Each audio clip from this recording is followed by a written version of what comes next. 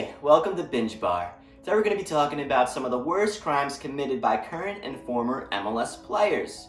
So without wasting any time, let's get right into it. Probably one of the most notable and notorious prison sentences was against former Sounders and Rapids player Marco Papa. Earlier this year, Papa was sentenced to 5 years in prison for a domestic violence offense in Guatemala. Papa was processed after entering a guilty plea and facing charges against his girlfriend. He had allegedly hit his girlfriend on January 21st, 2019, but she did not want to file charges against Papa. A public prosecutor in Guatemala, however, continued to follow the case and brought the charges against Papa, who was alleged to have been inebriated during the incident. This wasn't Papa's first run-in with the law, though. Papa had also been previously detained in Guatemala in January of 2018 for allegedly a domestic violence case against then-girlfriend Francesca Marie Kennedy. Papa had to issue a public apology to Kennedy in July of 2018 as part of the court settlement.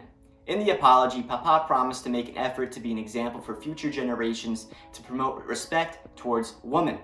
Well, we can see how that turned out. Also, to add on to these convictions, in December of 2015, Papa was an alleged victim of domestic violence against his then-girlfriend in Colorado, the ex-Miss Washington pageant winner, Stormy Keffler.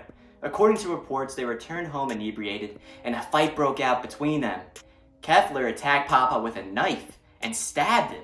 Blood was on Keffler's hands, and there were knife-shaped holes in the walls. Crazy. Fortunately for Papa, it looks like his sentences may have been appealed because according to his Instagram, it looks like he's still playing with soccer club Deportivo San Pedro. Next up, we got former Orlando striker Kyle Larin. Larin was arrested in June of 2017 on a DUI charge.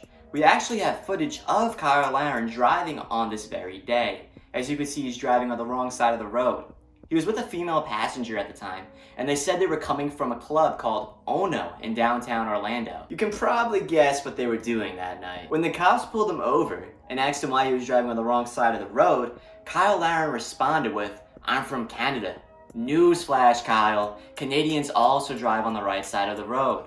When breathalyzed, Kyle blew a .179 and a .182 on sobriety test. The legal limit is .08. Larin was taken to the Orange County Jail where he bonded out. Afterwards, Larin underwent an assessment by the MLS Substance Abuse and Behavioral Health Program, according to a statement released by MLS in 2017. Jake Gleason, former goalkeeper of the Portland Timbers, is yet another case of a DUI. Gleason was arrested in October of 2016.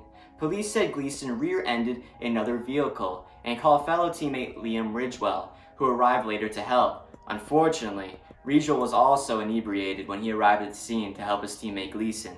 Gleason was charged with driving under the influence of intoxicants, reckless driving, and reckless endangerment.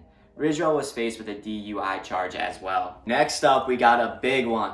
Former Houston Dynamo player Sergio Contreras Pardo had been arrested on suspicion of running a drug cartel in Spain after a whopping ton of hash was seized during a raid in 2019. Along with that incredible amount of hashish found, numerous weapons that included sidearms and rifles were also seized, according to reports. Not so surprisingly, Contreras is suspected to be the head of the organization. The police operation to capture Contreras was dubbed Operation Mas Coque, in reference to the former forward's nickname, Coque. And to the last player on our list, former Orlando City midfielder Will Johnson.